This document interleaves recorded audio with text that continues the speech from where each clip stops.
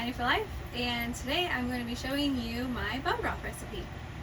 I've collected all of the ingredients here. So usually I start with the vegetables to make the broth. You don't have to make bone broth with vegetables. I just like the flavor better with a few veggies in it and fresh herb.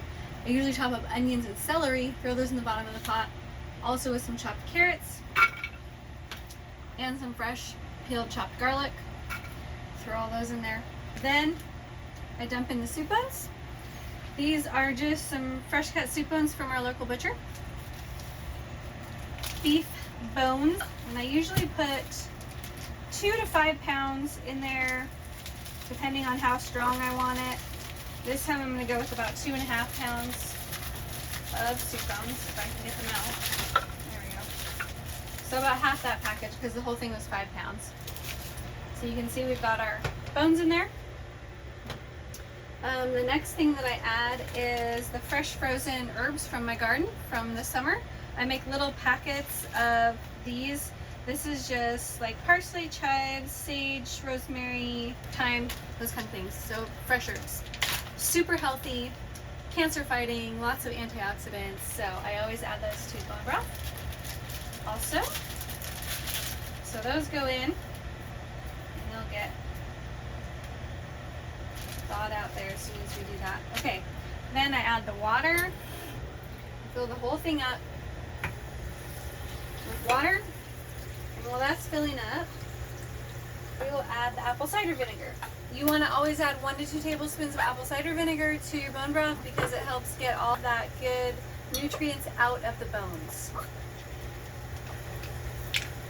So I add about 2 tablespoons to that. Apple cider vinegar, and then I like to do salt and pepper. You don't have to do that. I just like the flavor better with some salt and pepper. So I just sprinkle some pepper in there. It's full of water now. And I put a bunch of salt in there.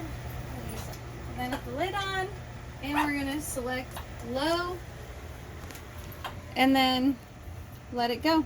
Once it starts to boil a little bit on low, I do that for about a day, then I try to keep warm until I have time to process it.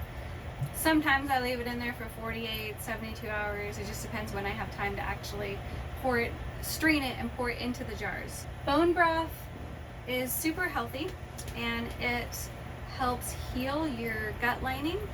It is fantastic as a fasting fluid. If you do fasting, you can drink bone broth. I usually scrape the fat off the top and then just string the broth straight. It also makes an amazingly healthy and delicious and just give a real depth of flavor to soup broths. So if you'd like to make soup, especially in the wintertime, bone broth is a great way to make soup even healthier. It is also great to drink if you've been sick, especially the stomach flu. Once the nausea and vomiting is gone, I dare you to try drinking some bone broth and you will feel better almost immediately. Bone broth is so soothing, it heals the lining in your gut so that you can get back to functioning sooner. So it is an all-around awesome thing to have sitting in your fridge for when you need it. High in protein, high in collagen, and that helps your hair and nails and all that stuff. So a lot of good properties, a lot of good vitamins, and especially if you add some fresh herbs and things like that, power food. Hi guys, and we're back with the bone broth. I've already taken the lid off. It's been simmering for 2 days now, and it is ready to be put into jars and stored for later. So what I do is I get a bowl with a pour spout on it so that I can pour it into the jars, and then I get a strainer to sift out all the bones and vegetables and herbs and everything. So I just start scooping it out, and I do this until it gets about half empty, and then I can take hot pads and just pick it up and pour the rest of it in there. And then I just take this out, dump all this stuff in the trash, and then put this into the jars.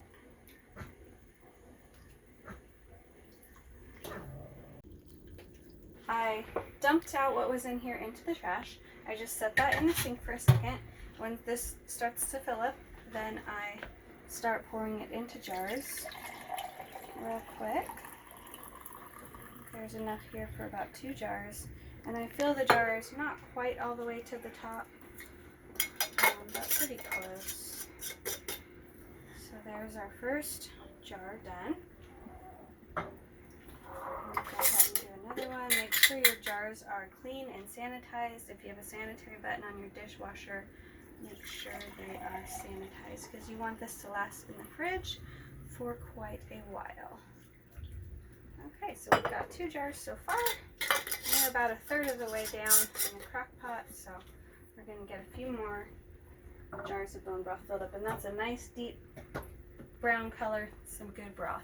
We've got all of the bone broth from the crock pot into my canning jars, and we've got the lid screwed on tight. They're very hot, and so we'll put them from being hot directly into the fridge. Sometimes it gives them a little bit of seal on when you pop the top off when you use it, which is great. You'll also see that there is a layer of fat forming on the top of these since they're cooling down. You can see that forming over the top of them, and that's what seals them for freshness. So I usually put these into the fridge right away, undisturbed, so that layer of fat can form on the top, and then try not to jiggle them around at all, because that layer of fat will keep them good in the fridge for a long time. They usually last a few months at our house. The smaller jars usually we use for drinking, or you can add 1 or 2 to whatever recipe you're using. So we made this many jars plus a cup for sipping on some. Bone broth is great for gut health, and so it's a great thing to add to your recipes. I like to put it in my gravy and as a base for my soups. And you can also just drink it. It smells amazing when it's cooking in the house. So yeah, that is how we make bone broth, and as long as that layer of fat stays undisturbed on there, then it should be good until you're ready to use it in the fridge.